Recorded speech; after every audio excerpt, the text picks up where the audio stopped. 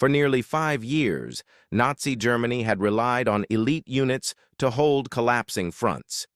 Units built on discipline, experience, and absolute confidence. But in the final year of the war, one of these formations would face a reality it was never prepared for. In less than 48 hours, a unit once feared by its enemies would be shattered beyond recovery.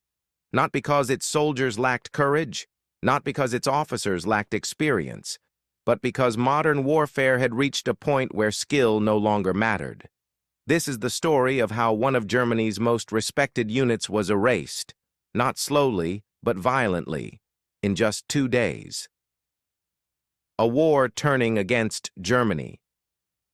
By 1944, Germany was losing the war on every front. In the East, the Red Army was advancing relentlessly. In the West, Allied forces were preparing the largest invasion in human history.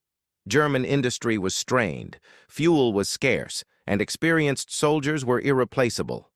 To compensate, Germany leaned heavily on its elite formations, units with the best training, the best equipment, and the most experienced leadership.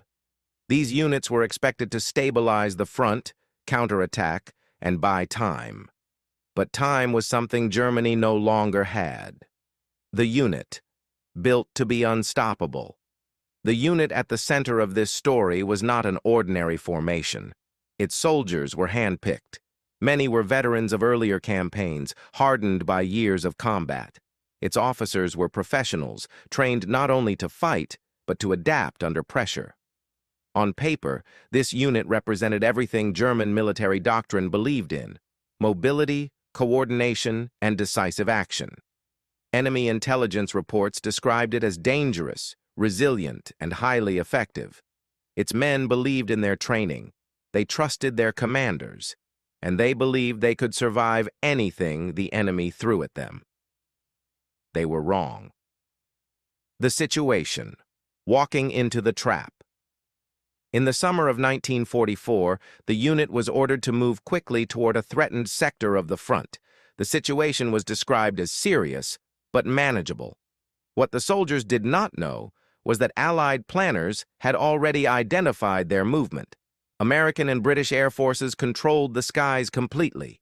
Reconnaissance aircraft tracked roads, columns, and assembly points with terrifying precision. Every vehicle movement was noted. Every pause was observed. The unit was moving directly into one of the most heavily monitored areas in Western Europe. And once it arrived, there would be no escape. Day 1. The sky falls. The attack began without warning. Early in the morning, the sound appeared first, a distant, growing roar. Then the bombs began to fall. Wave after wave of Allied aircraft struck roads, forests, and open fields. Vehicles were destroyed before they could disperse. Radio communications collapsed almost immediately. Orders became impossible to transmit. Officers struggled to understand what was happening beyond their immediate surroundings. Smoke, dust, and fire filled the air. Men who had survived years of combat found themselves helpless, not against soldiers, but against the sky itself. By the end of the first day, the unit had already lost a significant portion of its vehicles and supplies, but the worst was yet to come. Day 2. Total disintegration. The second day removed any remaining illusion of control. With roads destroyed and fuel running low, the unit became fragmented. Small groups attempted to regroup, only to be targeted again from the air. Any movement during daylight invited immediate attack. Commanders could no longer coordinate defense or retreat. Some units fought isolated engagements without knowing what had happened to their neighbors. Others simply tried to survive. By the end of the second day, the formation no longer existed as a coherent fighting force. What had once been a feared unit was now scattered wreckage, destroyed vehicles, abandoned equipment, and exhausted survivors. Consequences: a unit erased. The losses were catastrophic, not only in equipment, but in experience, the most valuable resource Germany had left. Replacements could not restore what was lost. Training could not replace years of combat knowledge. The destruction of this single unit created a gap that could never be filled. The front continued to collapse. Allied forces advanced faster, facing less organized resistance, and Germany's ability to respond with elite formations was permanently weakened.